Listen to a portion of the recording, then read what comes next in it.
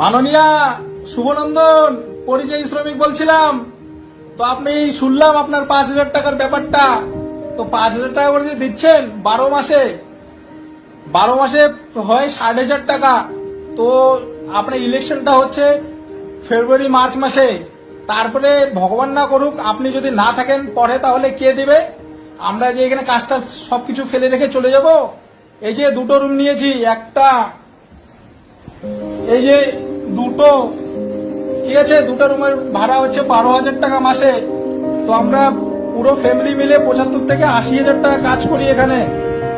তো বাড়ি গেলে তিনজনের হয় 15,000 টাকা, ঠিক আছে। তো তার সাথে ইলেকট্রিক বিল, খাওয়া দাওয়া, এভরিথিং হাবিজাবি নিয়ে আরো খরচা বেড়ে যাবে। তো 15,000 টাকাতে কি হবে মাননীয়া? তার জন্য বলছি কাজ দিন, কাজ যোগ্যতা অনুযায়ী কাজ দিন, ঠিক আছে। বিশ্বাস না হলে নিউ কোচবিহার স্টেশনে বৃহস্পতিবার আর শনিবার গিয়ে একটু 3:15 দিকে দাঁড়িয়ে থাকবেন, তাহলে দেখবেন কতগুলো মানুষ ডেলি রাজস্থানে আসছে, ঠিক আছে মাননীয়া। আপনার কাছে বিনীত নিবেদন, যোগ্যতা অনুযায়ী কাজ দিন, ঠিক আছে। শুভনন্দন।